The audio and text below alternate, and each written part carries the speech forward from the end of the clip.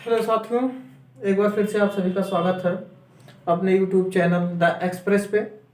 और पिछली क्लास में हम लोगों ने पढ़ा था ऋग्वेद और वैदिक काल के बारे में। आज हम लोग देखेंगे इसके बाद में पूर्व मौर्य या बुद्ध काल, या इसी काल को धार्मिक सुधार, धार्मिक क्रांति, दो तीन नामों से जानते हैं। तो यह है लेक्चर फर्स्ट। और पूर्व मौर्य या बुद्ध काल।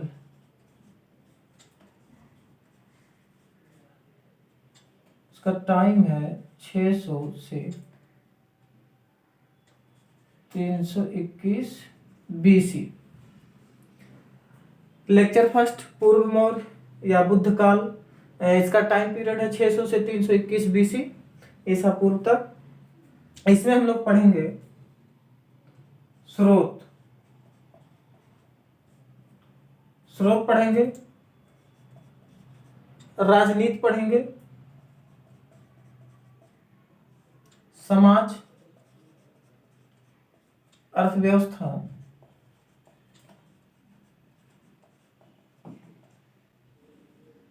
और पढ़ेंगे फिर धर्म, दर्शन। इनका पढ़ेंगे हम लास्ट में, धर्म और दर्शन। तो सबसे पहली हेडिंग जो है स्रोत है। हम लोग देखते हैं स्रोत में क्या है।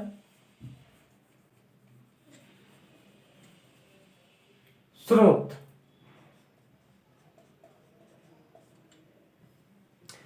दो तरह से, एक तो पुरातात्विक, दूसरा साहित्यिक। तो इसको दो भागों में डिवाइड करते हैं।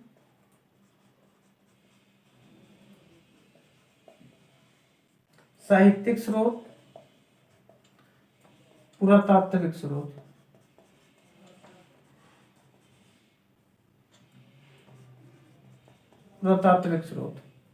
पुरातात्विक में आ जाता है पॉलिशदार बर्तन, नॉर्थ पॉलिश वेयर जो होता है, north block polish wear English में बोलते हैं। ये बर्तन ही समझिए, पॉलिशदार बर्तन।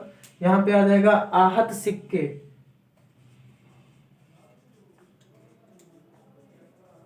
सिक्के, साहित्यिक स्रोत में हम लोग देखते हैं कि ये जो है ब्राह्मण साहित्य, ये हो गया ब्राह्मण साहित्य। दूसरा आपका बौद्ध साहित्य।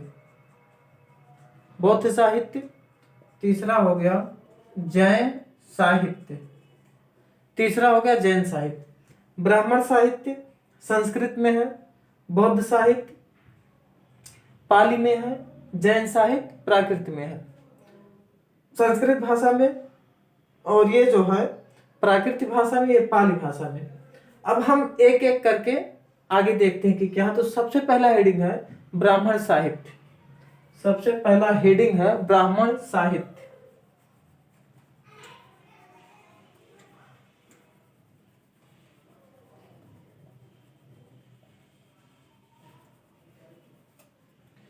ब्राह्मण साहित्य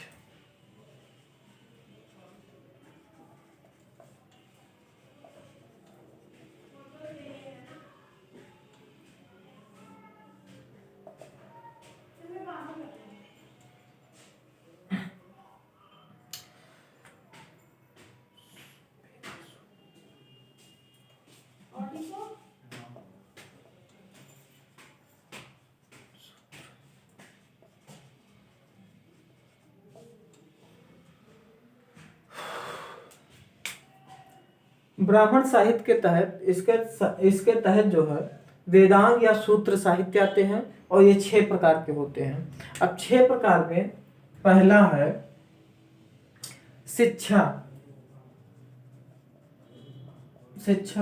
दूसरा है छंद, तीसरा है निरुक्त, चौथा है व्याकरण, चौथा है व्याकरण, पांचवा है ज्योतिष, पांचवा है ज्योतिष। अब हम देखते हैं कि शिक्षा में स्वर का ज्ञान, स्वर का ज्ञान, और छंद में छंद का ज्ञान। निरुक्त में क्या होता है कि शब्दों की व्युत्पत्ति का ज्ञान, शब्दों की व्युत्पत्ति का ज्ञान। व्याकरण में व्याकरण ज्ञान, और ज्योतिष में ज्योतिष विद्या का ज्ञान। फिर छठवां आता है आपका कल्पसूत्र। छठवां कल्पसूत्र कर्म कांडों का संकलन है इसमें, और कल्पसूत्र को आगे 4 भागों में डिवाइड किया गया। हम देखते हैं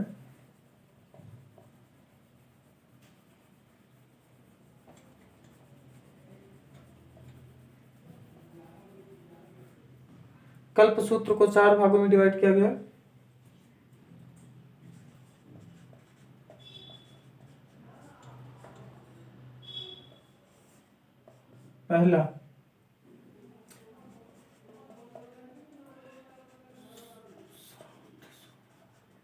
पहला है स्रोत सूत्र, इसमें जो है कर्मकांडों का ही संकलन है। दूसरा आ जाता है आपका धर्म सूत्र, इसमें हिंदू धर्म का जो है विधियों का संकलन है, रीति रिवाज विधि ये सब है। तीसरा आ जाता है आपका गृह सूत्र, तीसरा गृह सूत्र आ जाता है। चौथा जो है ये शुल्ब सूत्र, शुल्ब सूत्र, इसमें गृहस्थी के बारे में बताया गया है। शुल्ब सूत्र में आपका ज्यामिति के लिए गणित के बारे में बताया गया है, ज्यामिति। और इसी काल बौधायन जो है, बौधायन इसी काल के ज्यामितिकार थे, और भारतीय ज्यामिति का विकास इसी से माना जाता है, शुल्ब सूत्र से ही। अब हम लोग देखते हैं बौद्ध साहित्य।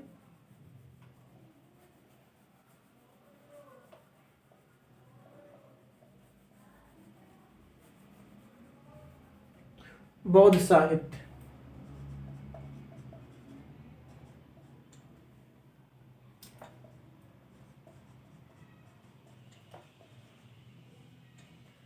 बौद्ध साहित्य, पाली भाषा,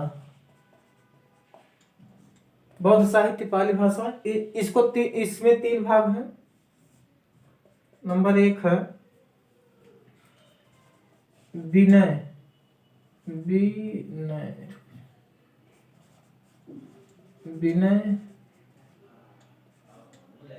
पिटक, ये है विनय पिटक। इसमें जो है बौद्धों के नियमों का पुस्तक है, बौद्धों के नियमों, विनय पिटक बौद्धों के नियमों का पुस्तक। दूसरा है सूत पिटक, सूत पिटक में क्या है कि बुद्ध की शिक्षाओं का संकलन,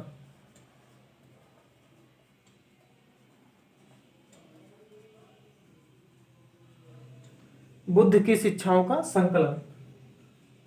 तीसरा है अभिधम्म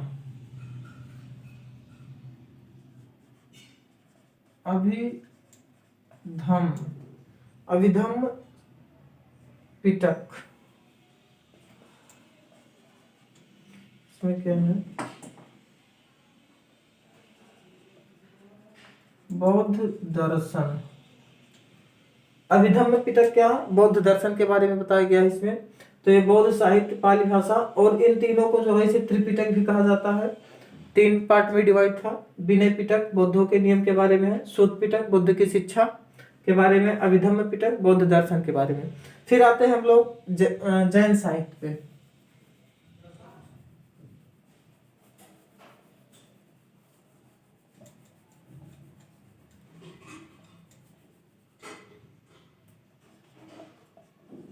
जैन साहित्य, प्राकृत भाषा, जैन साहित्य, प्राकृतिक भाषा, ये दो में डिवाइड है।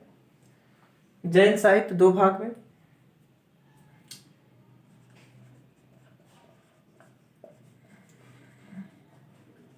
आगम साहित्य और सूत्र साहित्य।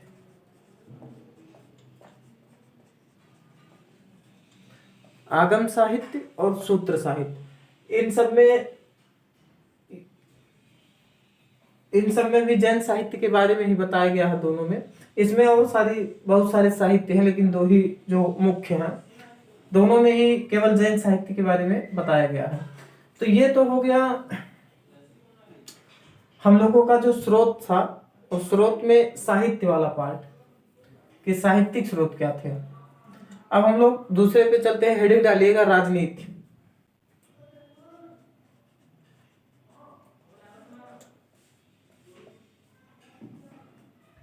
इसमें लिखिएगा कि 600 ईसा पूर्व का काल राज्य निर्माण का काल था। 600 ईसा पूर्व का काल राज्य निर्माण का काल था। इस समय राजनीति में मुख्यतः तीन प्रमुख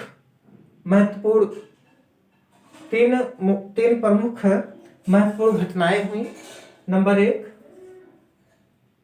16 महाजनपदों की स्थापना। महाजनपदों की स्थापना, 10 गणराज्य,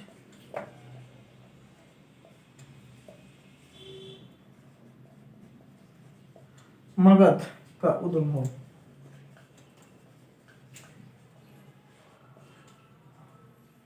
तीन प्रमुख घटनाएं घटी। 16 महाजनपदों की स्थापना, 10 गणराज्य और मगध का उद्भव।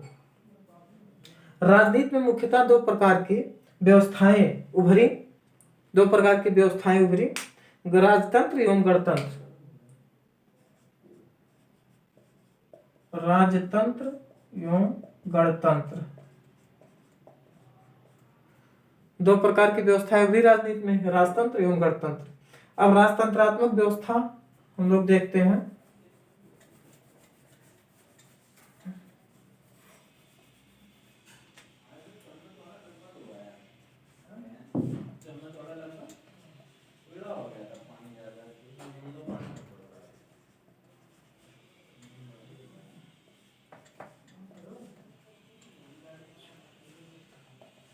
राजतंत्रात्मक व्यवस्था हेडिंग है 16 महाजनपद। इसमें लिखिएगा कि इस समय 16 बड़े बड़े राज्यों का उदय हुआ। जो काफी शक्तिशाली थी और जिनका अपना निश्चित जनसंख्या, निश्चित क्षेत्र और संप्रभुता थी। इनकी संख्या 16 थी और बौद्ध ग्रंथ अंगुत्तर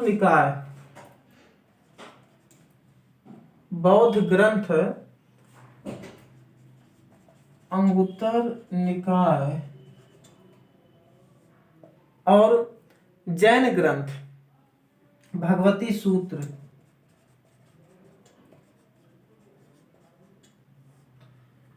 बौद्ध ग्रंथ अंगुत्तर निकाय और जैन ग्रंथ भगवती सूत्र, इन दोनों में इन 16 महाजनपदों की सूची हम लोगों को मिलती है। और ये 16 महाजनपद निम्न है।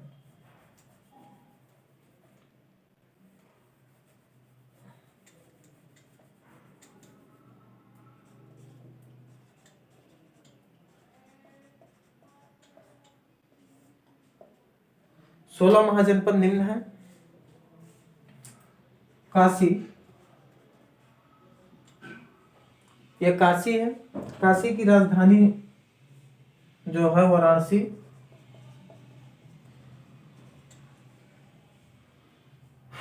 कोसल, काशी कोसल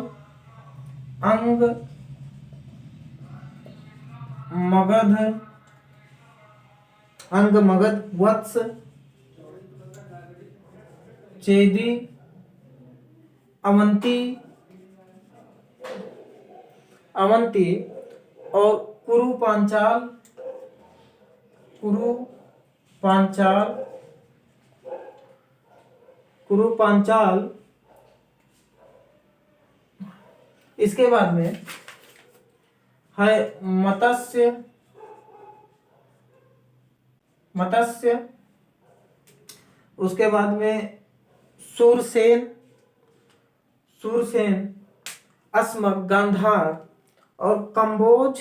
और इसके बाद में 15वां और 16वां जो है वो है वज्र, वज्र। और ये जो 15वां वज्र और 16वां मल्ल है ये गणतंत्र थे, वज्र और मल्ल गणतंत्र थे। बाकी आप जिस बुक से पढ़ेंगे उसमें इनकी राजधानियां और उस समय कौन से राजा थे यहाँ के वो सब मिल जाएंगे। तो ये 16 महाजनपद थे। अब हम लोग देखते हैं गणराज्य।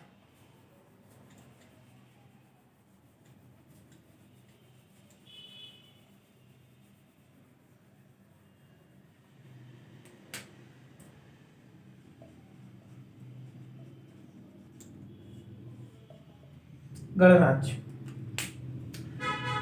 600 ईसा पूर्व में, 600 ईसा पूर्व में राजनीति का एक दूसरा प्रकार गणतंत्रात्मक था। हिमालय की तराई पूर्वी उत्तर प्रदेश से बिहार के बीच में, पूर्वी उत्तर प्रदेश से बिहार के बीच में इस समय 10 गणराज्यों का सूचना मिलती है, 10 गणराज्यों की सूचना मिलती है। इसमें वैशाली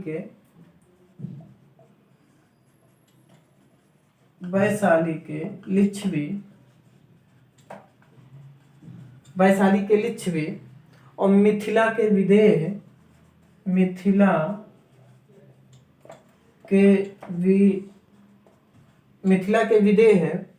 और रामग्राम के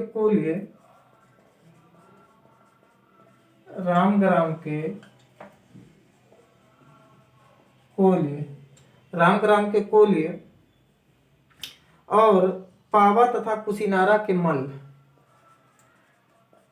पावा कुशीनारा के मल्ल प्रमुख थे। 10 गणराज्य थे, उनमें से वैशाली के लिच्छवी, मिथिला के विदेह, रामग्राम के कोलिये और पावा या कुशीनारा, आज के डेट में कुशीनगर के मल्ल, ये प्रमुख थे। और अब हम देखें अगला हेडिंग है गणतंत्रात्मक राजनीति की विशेषताएं। गणतंत्रात्मक राजनीति के विशेषताएं।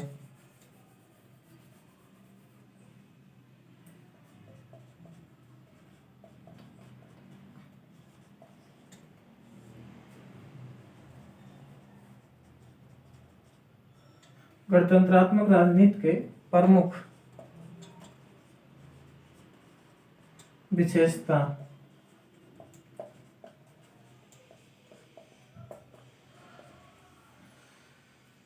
गणतंत्रात्मक राजनीति की विशेषता में पहला इसमें लिखिएगा कि गणराज्यों के सभी सदस्य समान हैसियत रखते थे। गणराज्यों के सभी सदस्य समान हैसियत रखते थे, सबको राजा की उपाधि ग्रहण करते थे। और लिच्छवियों में 7,707, लिच्छवियों में 7,707, लिच्छवियों में 7,707 राजाओं की सूचना मिली है। ये पहला हो गया। इसमें दूसरा लिखिएगा कि सदस्यों के बीच से ही 10 वर्षों के लिए प्रमुख का चुनाव होता था, गण प्रमुख का चुनाव किया जाता था। फिर आप तीसरा देखेंगे, तीसरा इसमें है कि सामान्य प्रशासन चलाने के लिए इन्हें राजतंत्रों की भांति जो है कर इकट्ठा करने वाले अधिकारी, सेनापति, विदेश मंत्री का पद होता था। और फिर इसी में जो है इस न्यायिक जो इनकी न्यायिक प्रक्रिया थी वो काफ़ी अच्छी मानी जाती है, क्योंकि न्यायिक प्रक्रिया काफ़ी अच्छी थी इनकी। लिच्छवियों में जो मृत्युदंड जिसे मिलता था उन्हें 8 न्यायालयों से गुजरने की प्रक्रिया देखने को मिली है। तो उनके न्यायिक प्रणाली भी अच्छी थी। अब हम लोग देखते हैं प्रजातांत्रिक विशेषता।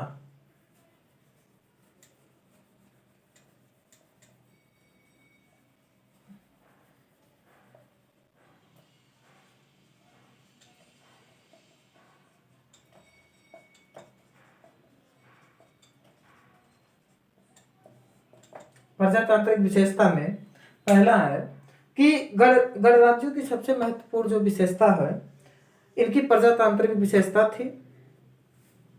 ये बड़े बड़े सभागार मतलब सभा होता था, बड़े बड़े सभागार, संस्थागारों मतलब सभागारों में बैठ के चर्चा करते थे। और ये कोरम का भी ख्याल रखते थे, गणपूर्ति का भी ख्याल रखते थे। सारे लोग बहस करते थे, फिर अपना निर्णय सब लोग बताते थे, निर्णय करते थे। मुद्दों पे चर्चा बहस होती थी। और गोपनीय में मतदान भी होता था, गोपनीय तरीके से मतदान भी होता है। तो अगर हम इनका मूल्यांकन करें, इन सब का मूल्यांकन करें,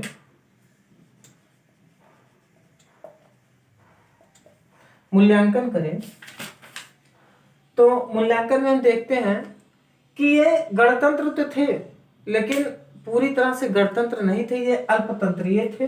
क्योंकि इसमें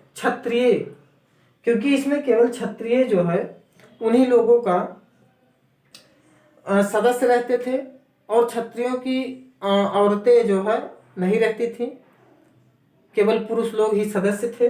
तो कई विद्वानों ने इसे जो है कुलीन तंत्र भी कहा है, कुलीन तंत्र भी कहा है। लेकिन फिर भी भारतीय राजनीति में राजनीति के लिए यह एक अच्छा उदाहरण है।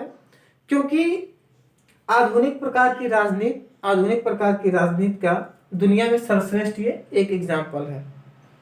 फिर हम लोग देखते हैं कि गणराज्यों का पतन, अगला हेडिंग है।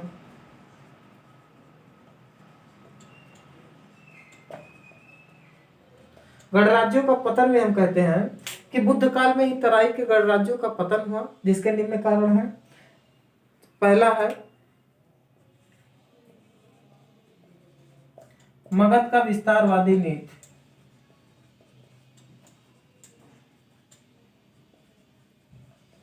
मगध का विस्तारवादी नीति, इसमें क्या है कि अजातशत्रु ने इनके खिलाफ जो है युद्ध रीति अपनाई, और अपने मंत्रियों के माध्यम से फूट डालो, ये सब किया। फिर इसमें आ जाता है आपका कि गणराज्यों के सदस्यों के बीच आपस में प्रेम कम था इनके, और ये आकार में काफी छोटे छोटे थे, अतः शक्ति भी इनके पास कम थी। इन्होंने तो जो सबसे इसमें मुख्य था कि मगध का विस्तारवादी नीति, और ये छोटे छोटे थे, इनके पास अभाव भी था, इसलिए इनका पतन हुआ। तो हम अब कल से पढ़ेंगे इसमें कि मगध साम्राज्य का उद्भव कैसे। फिर आज के लिए इतना ही, धन्यवाद। हम कल से पढ़ेंगे मगध साम्राज्य का उद्भव। धन्यवाद।